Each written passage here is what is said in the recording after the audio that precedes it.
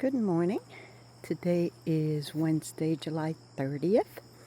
I figured I'd do a quick walk around and show that I actually did some weeding this time around. It seems to be a very, very nice day. It's quite warm already, but I'll take it because time's going fast and we'll be back in the cold and the white stuff before long. So, yep, I finally got actually I got a little lazy. I didn't really weed this area. I just used a weed eater and really dug in with it to try to clean up in between the stones. But it worked. So a little less time and still looks fairly clean. I still have the path here to do and a lot of this flower bed. But I've caught up on a lot of other stuff. This tree is becoming pretty majestic. I gotta trim the lower branches because I like being able to walk underneath it without this happening. So these are flowering nicely. Feels like it's already the end of summer though, you can tell. Most of the flowers are spent or just about done. I mean, again, I don't know what's going on along this fence, but I don't know if the neighbors are getting their yard sprayed or what's going on, but a lot of the plants are dying back an awful lot. We'll see.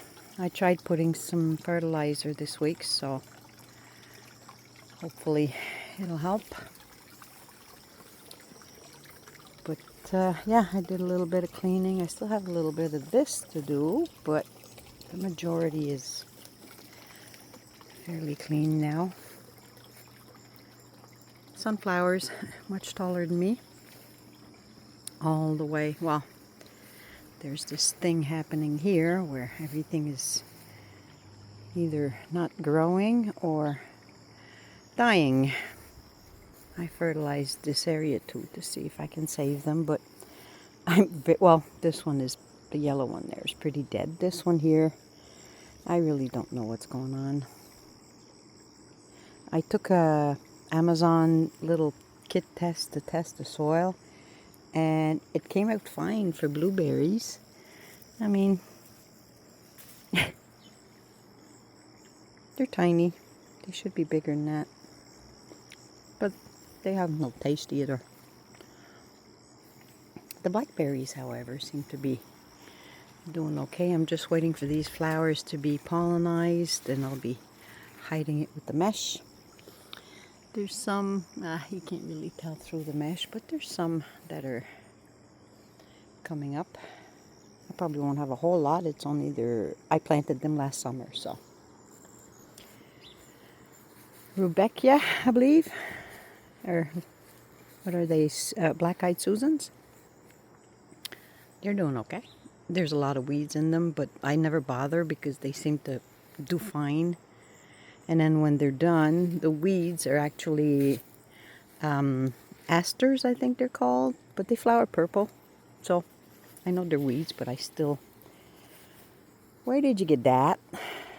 And what is that exactly? Cody? Oh, God. Oh, well. My apple is still going. I still haven't covered it. I want to put it in a little mesh bag to protect it from the bug bites. I don't know how much bigger it's going to get, but, you know, I'll taste it regardless. These tomatoes are having leaf curl issues, but the tomatoes themselves are very, very small. I don't think these black bags are the best for growing. I have some that are more of a plasticky, like a nylon. It seems to retain water better. I think this just doesn't. Most of my onions I've picked. They're drying right now. And, yep, see the tomatoes in these, any plant in these black bags, they don't do well in... Cody, get out of there. The ones in the green bags, I guess I forgot some weeding here. These are pepper plants. They're still small, but they're blooming, so we'll see. I don't even remember what kind they are, honestly. I just put them there because I didn't want to throw them out. The squashes are just fine. They're already dying back, which is, I find, a little odd and a little early, but the sweet potatoes, I was trying to snoop in them, and if you see there, I think we'll have some. These peppers, I had to bring some of the green ones in. They're supposed to be red, but the bug had gotten to one of them and made a tiny hole, so I figured I'll pick it green. This one here, oops, sorry. This one here seems to be okay. Hopefully it'll turn red. The first 4 plants here are supposed to be red. And if I remember correctly, these are supposed to be, they're sunshine something. I don't remember if they're yellow or orange. And these are the banana ones. I've been picking those and sticking them in the freezers. They are not the wax bananas. They are the sweet banana peppers. And those are called habanadas because they apparently taste like habanero, but are mild, like they're not spicy at all. I've been picking all the green beans and yellow beans.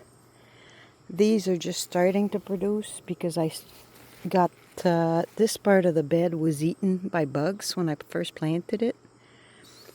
Like the darker ones are older. I've been picking them for a while. The yellow ones are almost spent, but these ones are just starting. And I've got I think about maybe 15-20 jars of beans done, and I kept some in the freezer to put in my soups. The tomatoes are now turning white, and there is a, excuse the language, crap ton of them, thankfully. There's 4 kinds if I remember well, but I've already picked 3 that were ready, and they're starting to change color. They're nice size, these ones. These are not paste tomatoes, they're celebrity. There's 5 of these plants. They're more of a slicer, but since they have a sweeter taste, I can mix them with the paste tomatoes for my sauces. Because paste tomatoes, they have a lot of meat, not a lot of juice, which makes it easier to make sauce. Except they have no taste. Even if you pick them like in between 2 rains where it's a little dry, because usually when it's dry the sugars develop more in your fruits or vegetables, so it's always best to pick your stuff when it's been dry for a couple of days, because it really brings up the sugars. The plant is looking for water, it's looking to eat, so it'll bring up its sugar level to survive. It's basically causing it stress, and that's when your fruits and veggies will be at their sweetest. I wouldn't do that to cucumbers though, because cucumbers, if you water them too much, they can taste water, like waterlogged. But for the most part, if you let them go dry, they die. They like their water. So that's for the tomatoes. I've also picked 5 or 6 cucumbers and pickles so far. I made 2 jars because the problem with cucumbers is that it's best to do something with them as soon as you pick them. If you don't, they turn soft, and if you want a crispy pickle, you really need to, backyard is looking good. So, yep, you really need to pick them and treat them or do whatever you need to do with them, unless it's to make relish. I made relish, so it doesn't matter if they're a little soft because they get all mushed up anyway. The other part of the garden is pretty much at a standstill, I guess you could say. The lettuce is, sorry Cody, you're going to stay out here because you keep digging in my stuff. The lettuce, this part here is really grown. We started eating that. I'll be starting one more batch probably there because I planted, what was it? Spinach. But we got a heat wave again, and spinach doesn't like the heat, so it never came up. Might be one or two growing, but I'll probably just throw in some lettuce seeds in between. Doesn't matter. They grow well together anyway.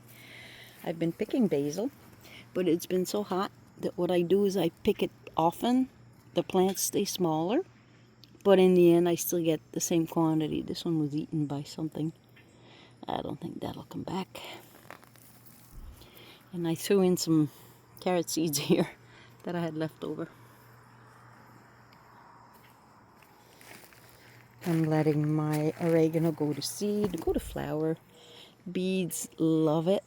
And I've already have a good sized bag of dehydrated. I've been picking it up all summer. So the same for the sage. This year I had to start a new plant of sage. And I picked a little bit of it, but I had a lot from last year. Stay net, go away net. And I'm just letting it flowers because the bees really love it. For the little bit of bees we seem to have this year.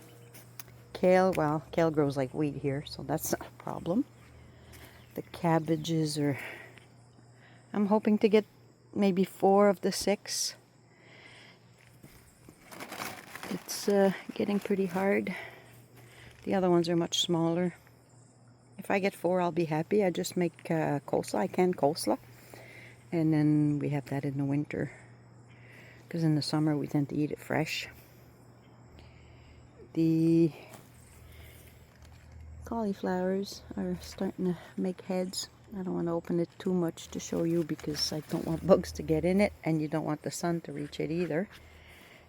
What I do if they get big enough is I tie up the leaves all together with just a little piece of wool, something soft that won't break the leaves, just to hide the heads from the sun. These sweet potatoes, I was peeking also. They don't seem to be, oh, yep. Looks like I'm going to have some. Just going to hide them back up. Sweet potatoes are in the, I think it's called Ipomea family. It's not an actual potato. It's basically a tuber that you eat. It vines. It does flower, but it doesn't get the flowering here because we don't have enough heat for long enough. They do have to grow around the 80-degree range, which is mid-20s, I think, to high 20s. And here they just don't have enough time to flower because they do take 4 months of heat, which we don't have here, which is why I start them in the house. And then as soon as it's warm enough, I usually put them in the high tunnel for the first few weeks, which is what I did. And then I transfer the bags outside when it's really, really hot. As soon as things cool down in a month-ish or so, like at the end of August, I'll put the bags back in there. And should it get really cold, I would bring all 3 bags in the house in my patio door, hoping the dog doesn't get into them. But yeah, they need a lot of time to develop.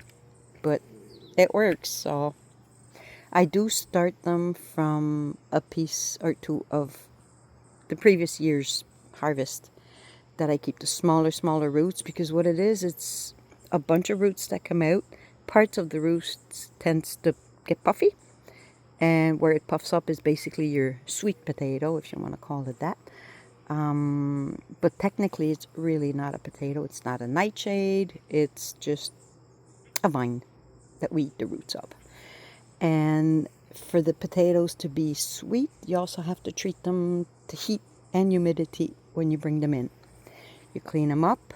What I do is I put them all in a plastic bin that I put a heat pad underneath, and like the growing for when you start your seedlings, put one of those heat pads, put the lid on, leave it askew just a tiny bit, but you need to have like moisture to develop in there for a good 10 days, and it has to be like in the 80-degree range, so you really have to keep the heat pad on the whole time. After that, open that, you dry them up, and they're fine. They're sweet by then. They have to develop their sugars.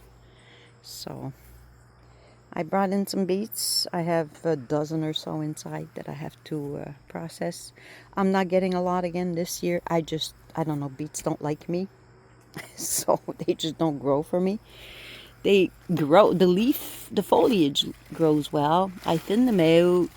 I don't know. I'm going to leave them go because they can go until it freezes anyway. So if they produce, they produce. And I'll just buy whatever I'm missing from a local market. Same for the, what we call turnip, rutabaga. They are starting to round up a little bit, but I don't, oh, there's one there. And looks like I have a couple. Well, that's cool. I'll be freezing those, cut them up, blanch them and freeze them for the winter. The kohlrabi didn't do anything this year. This one here I got to pull out because it's going to start producing flowers and go to seed, and nothing happened. It just grew straight up. Same for this one. I think they don't get enough sun here. For some reason, I figured they'd be okay in the shade, but it's not shady, but it is for a little while of the day, and they're not, none of them have produced anything. But they are I believe a 60-day harvest, from seedling to harvest. So where I took out my garlic, I'll probably throw in a few seeds and see what happens, because we don't have any frost at least for another 60 days, so that'll be fine. I gotta bring in some more of that. What I do with the kale, I love kale chips. I'll make kale chips, I'll mix it in salad, but I also like dehydrating it, turning it into like a powder, and then in the winter when I make myself a smoothie, I'll just add some, or even if I make a sauce that, like, they don't taste much once they're powdered, I just add them like almost like a thickener. It does change the color a little bit. It make your sauce, like a brown sauce would be a little darker, but you get all the vitamins and all the positive things of them without losing everything, because there's only so much kale one can eat in one day. These tomatoes I discovered yesterday. Okay, these ones are okay. Oh, this one too. They developed end rot. End rot is mostly because lack of calcium, and plants don't get the calcium if they don't get regular watering. I got lazy, missed a few days here and there, and it's just a stress-induced bacteria or disease, virus that develop. So, but it is savable. It's not something, I mean, not the tomato, but the plant itself, it's not going to kill it. So I took out yesterday the ones that had the end rot and watered it thoroughly. Everything else should be fine. Just got to keep an eye on it. But also, if you see leaves that look like they're turning black, this one is okay. But if you see that leaves, actually, I can probably pull these off and have a little more air circulation in here. But, yeah, if you see leaves that are not great, you're better pulling them off in case they are carrying the spores from end rot. Just, you never know. I don't chance it anyway. But this is supposed to be a slicer anyway. For some reason I wound up with a paste tomato here. But, you know, when you make seedlings, a bunch of seedlings, sometimes mix-up happens. This is a indeterminate style slicer, which is why it's getting so tall. And this is a determinate, which they bush out, but they don't get as high. They don't need as much care, but when you plant them for sauce, you have to plant them much further apart because they get wider.